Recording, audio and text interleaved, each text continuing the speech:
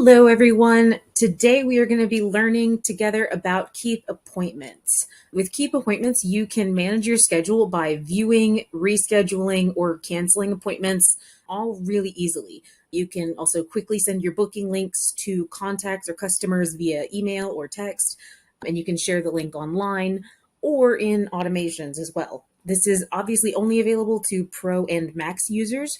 Max Classics users will have to look into other options, but we are going to be doing a video soon on that, so stay tuned.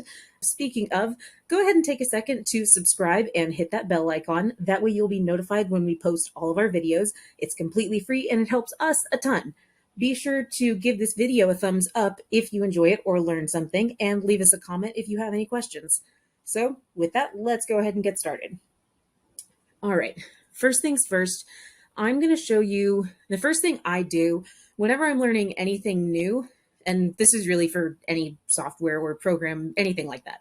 I try to go to the Help Center and see what there is to learn about the topic. So let's go ahead and go here. There we go. And as you can see, this is a favorite of mine. I would highly recommend going up here and hitting that little bookmark button. The reason being, honestly, I go to this for whenever I'm learning something new, period.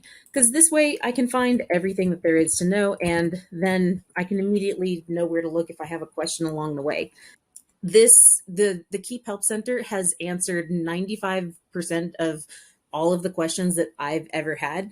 I genuinely mostly learned how to use Keap from the Help Center. So now that we have this tab up, let's go ahead and go back over here and see what we can figure out on our own.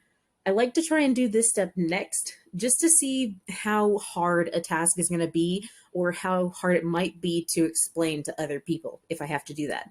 For example, if I went right now and I logged into the Keap app, as you can see here, and if I simply could not find the appointments area within about 15 minutes, I clearly need some help. And that's fine.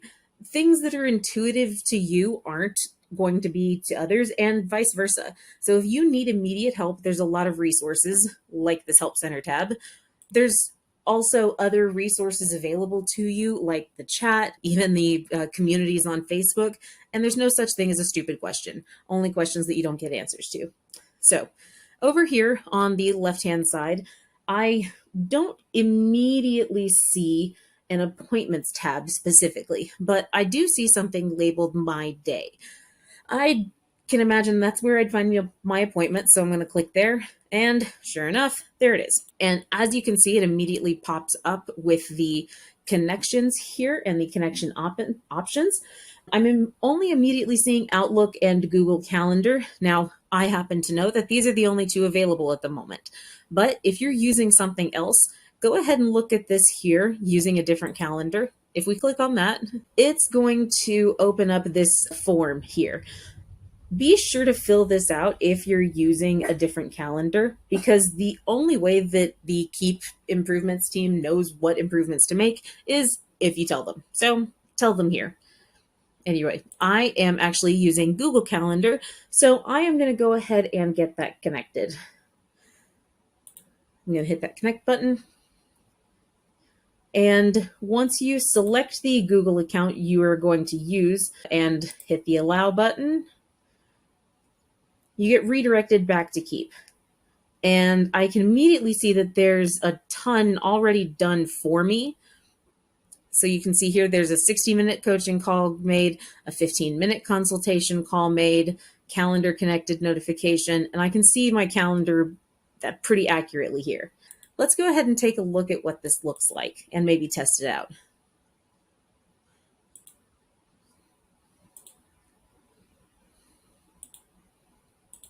Let's see here.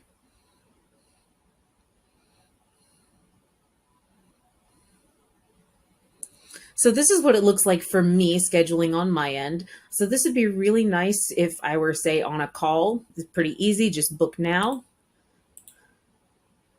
And for me on my end, since I already have the information filled out, it's booked. Okay, got it. If I send the invite, This looks like a pretty basic email, so we can include the signature or not, which is great. You can also send it as a text here, which is great. If I just take a look at this here in another tab, let's see what this looks like as a customer. All right, so we've got a pretty basic form here.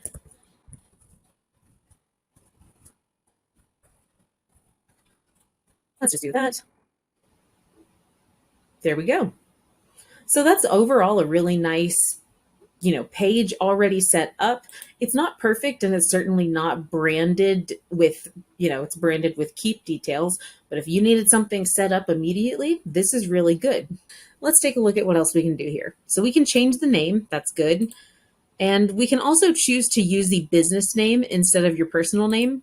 So 123 Automate or Ruby Gauge. Excellent. Pre-appointment instructions. Now, it isn't immediately obvious, but this is going to appear on the confirmation page for customers or clients, anybody actually using your booking link. So be sure to put anything here that customers or clients are going to need to know or need to have ready for the meeting. I'd also advise sending that information in a confirmation email, but that can be reviewed in another video if you're interested. Next, you can pick your location. So there's over the phone. You can ask the invite to call you. And if you don't have your Keap business line set up, you can put your phone number here.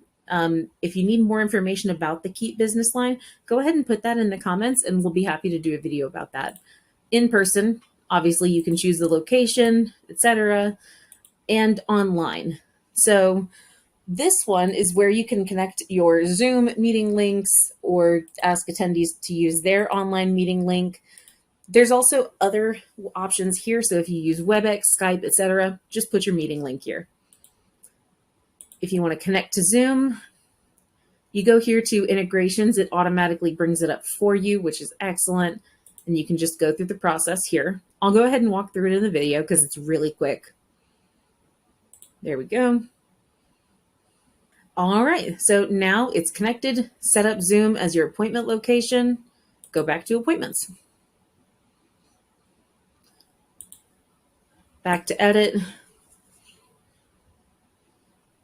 And there we go. Now, use my Zoom meeting link, one for each appointment. You can change this in your Zoom integration. If you would prefer to just use your personal meeting link instead, you can do that. Next thing that we see is buffer time. I highly recommend utilizing this feature. Advance notice is also really great to set up. Let's say you need to do research before your meeting. I personally have to do a decent amount of research before I can really meet with anyone. So I really need about 8 hours before an appointment time. This is going to make it so that they have to have at least 8 hours before the appointment time. So if it's 10 o'clock on a Monday, nobody can book with me that afternoon. It's at least going to be the next day. Your calendar sync is right here. And this is the calendar that's going to determine your availability. So be sure to set this up in Google and be sure that if you need to block off certain amounts of time for anything at all, even doing tasks, you have it blocked off in this calendar. This is the correct one. And this is also the one that I'm going to have appointments go to. That just makes the most sense. The last thing that is available to you here, and what we're going to have to go through in another video more than likely to get into the weeds on it, are automations and automatic follow-ups. This is where you can add appointment reminders, new appointment booked notifications, appointment reminders for yourself, or internal reminders of some kind. You can also set up 24-hour text reminders. You can create a deal in the pipeline if you're using that. I highly recommend using this one, tagging contacts.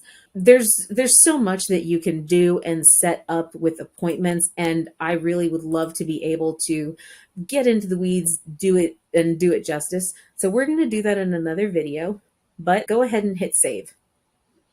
All right, so that's where we're going to stop for now. And we just completely walked through setting up appointments in Keap. If you're interested in learning more about those automations that we're going to be setting up, let us know in the comments and we're going to be making that video for you. If you have any specific questions, or if you're interested in maybe a template automation, go ahead and leave a comment, #template. Remember, if you do it more than twice, automate it. This has been Ruby Gage with 123 Automate. I hope you find this helpful. Leave a like, subscribe, and I'll see you next time.